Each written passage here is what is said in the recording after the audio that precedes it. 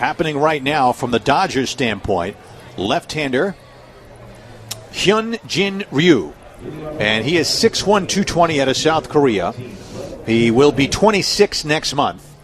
And the Dodgers unloaded a boatload of money to get this young man who's going to be in the rotation.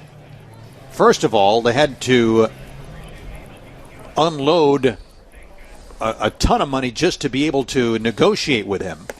And his pitch is ball one, meanwhile, to Blake Tecote, the White Sox center fielder. And then they had to negotiate with Scott Boras to get him signed. The Dodgers were the winning bidder, supposedly over $25 million. There's a check swing comebacker. Ryu has this one and throws to first base, and that's it for Tecote. One out, and Gordon Beckham will come up. His team was the Hanwha Eagles. That gave the Dodgers an exclusive right to negotiate with him. And then, right at the deadline, after posting that fee of $25.7 million to give them those negotiating rights, they signed him for 6 years and $36 million, including a $5 million signing bonus.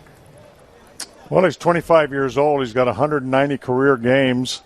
His record is 98-52 in Korea. I don't know how.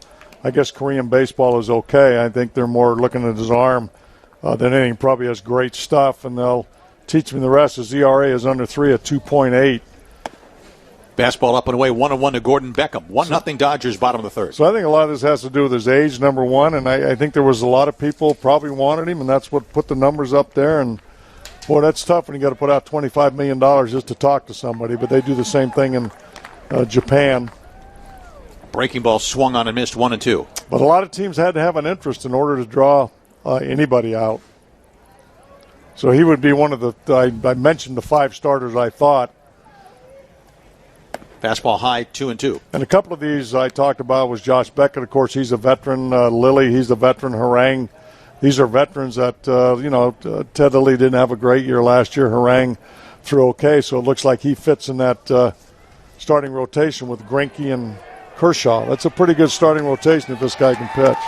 And Beckham trying to hold up on the breaking ball, went too far. Strike 3, 2 down for Dwayne Wise. We'll see, get a look at the Ryu breaking ball to put Beckham away.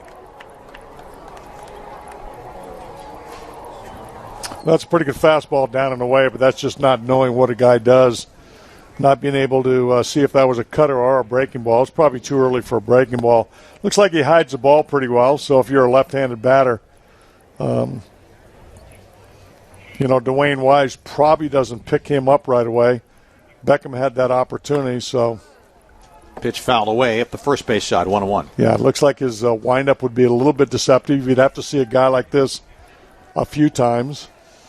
Well, the Dodgers are saying he's a number 3 starter behind Clayton Kershaw and Zach Greinke. Well, that's a pretty good starting rotation right there, just those 3, and then you throw those veterans in there.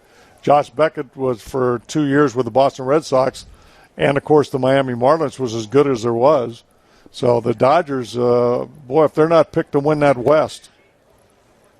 1-1 fastball high, 2-1. Of course, the San Francisco Giants does not give up on that starting rotation, that lights-out bullpen. But I think if you look at everyday players, the Dodgers with Kemp and Ethier and Hanley Ramirez and guys like that, Carl Crawford left field, they've got not only speed, but they've got a lot of power.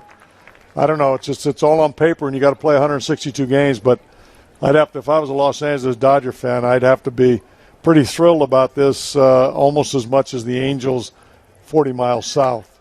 Line drive into the right field corner, and so it'll be extra bases. Wise really on his horse. Ethier chasing it down.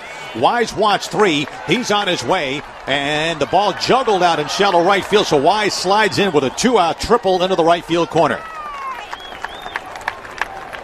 A lot of what the White Sox got out of Dwayne Wise last year was, a lot of extra base hits, just a guy that could sit around for about a week and comes in and, he gets you that big hit, he gets you that big walk, he steals. See him right now. A little surprised he was going for 3. I mean, this is only the second game of spring training, but a lot of these guys come down here, Russ, already in shape. I mean, they're ready to go. When I played about 4 or 5 years ago, of course, kind of missed that one, didn't you, when I played 4 or 5 years ago? You probably wouldn't do something like that until I'm letting you get out of that one. Yeah, to the end of spring training, you probably wouldn't do that. Keppinger takes outside ball one. He's single to center in his White Sox debut in the first inning. 1-0 Dodgers. Sox now have a runner in scoring position for the first time. Looked like a high breaking ball that he hung, and Wise punished it. 1-0 to Keppinger. Rio hits a ground ball foul outside third. 1-1. This pitcher has the fastball in the low to mid 90s. Big slow curveball for show mostly. Slider and changeup. The sharp slider has late break when it's on, they say. And they claim he's a good athlete for his size. Here's the 1-1 pitch. It's outside ball two. 2 balls and a strike on Jeff Keppinger.